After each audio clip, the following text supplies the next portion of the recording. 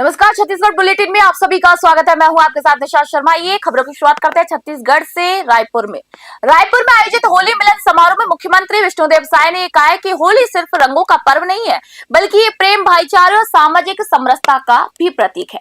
उन्होंने इस पर्व को नकारात्मकता को त्याग कर सकारात्मकता को अपनाने का अवसर बताया। मुख्यमंत्री ने युवाओं को सरकार की योजनाओं को जन जन तक पहुंचाने के लिए प्रेरित किया और सभी को होली की शुभकामनाएं यहां पर दी। उप मुख्यमंत्री अरुण साव ने होली के सामाजिक महत्व पर बल दिया, जबकि मंत्रीगण ने समारोह में अपनी मौजूदगी से आयोजन को और भी समृद्ध कर दिया।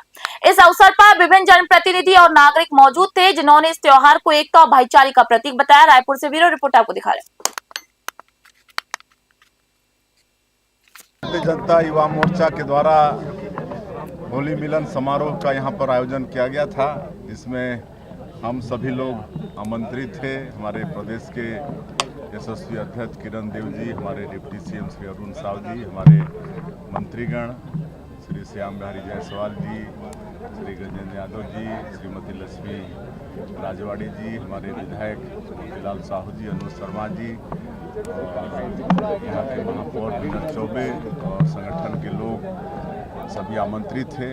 और पूरे प्रदेश भर से आज होली मिलन समारोह में युवा मोर्चा के भाई बहन यहाँ पर एकत्र हुए हैं और भारी संख्या में आए हैं। और बहुत बहुत उनको शुभकामनाएं, बधाई, उनका आभार। हम लोगों को इस होली मिलन समारोह में बुलाए और इस अवसर पर सभी युवा मोर्चा के भाई बहनों का हम लोगों को दर्शन लाभ हुआ, उनसे मिलने का अवसर मिला। भारतीय जनता युवा मोर्चा के द्वारा होली मिलन समारोह का यहाँ पर आयोजन किया गया था, जिसमें हम सभी लोग आमंत्रित। रायपुर में 17 मार्च 2026 को कांग्रेस के राष्ट्रीय महासचिव सचिन पायलट ने प्रदेश कांग्रेस के कनेक्ट सेंटर का उद्घाटन किया। इसी मौके पर प्रदेश कांग्रेस अध्यक्ष दीपक बैज, नेता प्रतिपक्ष डॉक्टर चरणदास महंत, एआईसीसी सचिव एस संपत कुमार, जरिता लेत प्लांग सहित अन्य वरिष्ठ नेता मौजूद यहां पर रहे थे। कांग्रेस ने देश भर में कार्यक्रमों की निगरानी के लिए कनेक्ट सेंटर की स्थापना की है, जो कि एआईसीसी के कनेक्ट से जुड़ा रहेगा। यह सेंटर प्रदेश के जिलों, ब्लॉकों और मंडलों के कार्यक्रमों पर निगरानी रखेगा, जिससे संगठन को बेहतर योजना और क्रियान्वयन में मदद मिलेगी। रायपुर से ब्यूरो रिपोर्ट आपको दिखा रहे हैं।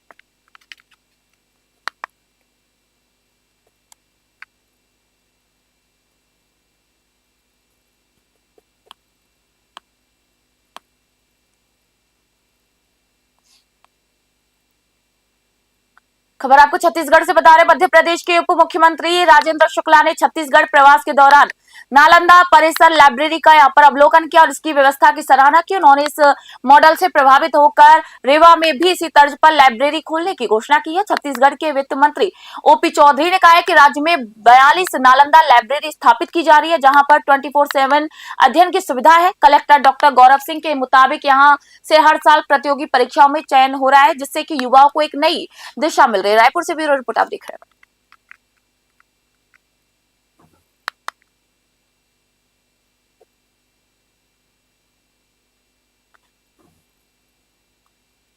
रायपुर पुलिस ने जीरो टॉलरेंस नीति के तहत एक बड़ी कार्रवाई करते हुए 24 घंटों के भीतर 12 आरोपियों को गिरफ्तार किया है। रायपुर पुलिस की एसीसीयू और मोदहापारा पुलिस स्टेशन की संयुक्त टीम ने 3 अलग अलग घटनाओं में शामिल आरोपियों को पकड़ा है। पहली घटना में पुरानी रंजिश के चलते चाकूबाजी कर 2 लोगों को घायल किया गया। दूसरी घटना मढ़ी माता टेम्पल क्षेत्र में पत्थरबाजी की रही, तो वही तीसरी घटना है वो डेंटल कॉलेज चौक पर तलवार लहरा कर दहशत फैलाने की थी। पुलिस ने आरोपियों के कब्जे से चाकू और तलवार जब्त कर आर्म्स एक्ट के तहत कार्रवाई की है। रायपुर से ब्यूरो रिपोर्ट आप देख रहे हैं।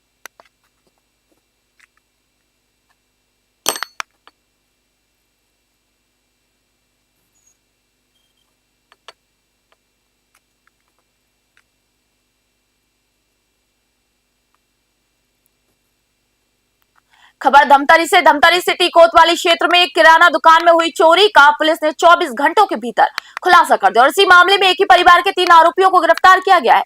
आरोपियों ने दुकान का ताला तोड़कर करीब 2.27 लाख रुपए के सोने के जेवर और नकदी यहां से चोरी की थी। पुलिस ने आरोपी चेतन देवागन से यहां पर पूछताछ करने के बाद उसके घर से जेवर, 3,500 रुपए नगद और चोरी के पैसों से खरीदी गई मोबाइल फोन भी यहां पर बरामद किया है। तीनों आरोपियों को गिरफ्तार कर न्यायिक रिमांड पर जेल भेज दिया गया है और आगे कार्रवाई पुलिस कर रही है। धमतरी से ब्यूरो रिपोर्ट आपको दिखा रहे हैं। तुरंत मामले में आरोपी के घर गई और वहां से सोने के जेवर और 3500 रुपये नकद तथा चोरी के पैसे से खरीदा हुआ मोबाइल बरामद किया और शेष 2 आरोपियों को भी गिरफ्तार कर इस प्रकार तीनों आरोपियों को गिरफ्तार कर न्यायिक रिमांड पर भेजा गया और उनके परिजनों को गिरफ्तारी की सूचना दी गई। मामले में जांच जारी है। तुरंत मामले में आरोपी के घर गई और वहां से सोने के रायपुर में आत्मसमर्पण कर मुख्यधारा से जुड़े 140 नक्सलियों ने आपस छत्तीसगढ़ विधानसभा का भ्रमण किया। इनमें 54 महिलाएं और 86 पुरुष शामिल रहे। भ्रमण के दौरान सभी ने विधानसभा की कार्यप्रणाली को करीब से यहां पर समझा और लोकतांत्रिक व्यवस्था के बारे में जानकारी हासिल की। आपको बता दें कि अधिकारियों ने उन्हें सदन की प्रक्रिया, कानून निर्माण और जनप्रतिनिधियों की भूमिका से भी अवगत कराया। इस पहल का मुख्य उद्देश्य आत्मसमर्पित नक्सलियों को समाज की मुख्य धारा से जोड़ना और उन्हें लोकतंत्र के प्रति जागरूक करना है, ताकि वे सकारात्मक दिशा में यूं ही आगे बढ़ सके। रायपुर से ब्यूरो रिपोर्ट आप देख रहे हैं। छत्तीसगढ़ के पूर्व मुख्यमंत्री भूपेश बघेल ने रायपुर स्थित रामकृष्ण हॉस्पिटल में सेफ्टी टैंक की सफाई के दौरान कर्मचारी की मौत पर एक गहरा दुख व्यक्त किया। भूपेश बघेल ने कहा है कि एक बेहद ही दुर्भाग्यपूर्ण और गंभीर घटना है। इसमें जो भी दोषी है उसके खिलाफ कड़ी से कड़ी कार्रवाई होनी चाहिए, ताकि भविष्य में इस तरीके की घटनाओं की पुनरावृत्ति न हो। इसके साथ ही उन्होंने अन्य जो समसामयिक मुद्दे हैं उन पर भी पत्रकारों से चर्चा की और राज्य सरकार की कार्यप्रणाली पर भी सवाल उठाए। छत्तीसगढ़ से ब्यूरो रिपोर्ट आप देख रहे हैं। छत्तीसगढ़ में शांति और विकास की नई तस्वीरें सामने आई हैं, जब 140 आत्मसमर्पित नक्सलियों ने बीजापुर और कांकेर जिलों से आकर मुख्यमंत्री विष्णुदेव साय से विधानसभा परिसर में मुलाकात की। मुख्यमंत्री ने आत्मसमर्पित नक्सलियों से उनके जीवन के बदलाव और मुख्यधारा में लौटने के अनुभवों पर चर्चा की। नक्सलियों ने बताया कि वे अब सुरक्षित और सम्मानजनक जीवन जी रहे हैं और उनके क्षेत्रों में बुनियादी सुविधाओं का जो विस्तार है वो भी हो रहा है। मुख्यमंत्री ने कहा कि ये कदम छत्तीसगढ़ के उज्जवल भविष्य की दिशा में एक बड़ा कदम है और राज्य सरकार आत्मसमर्पित नक्सलियों के पुनर्वास के लिए भी प्रतिबद्ध है। छत्तीसगढ़ से ब्यूरो रिपोर्ट आप देख रहे हैं। छत्तीसगढ़ की खबरों में आज इतना ही। नई अपडेट, नई जानकारियों के लिए देखते रहिए न्यूज़ 21। फिलहाल मैं निशा शर्मा आप सभी से इजाजत चाहूंगी।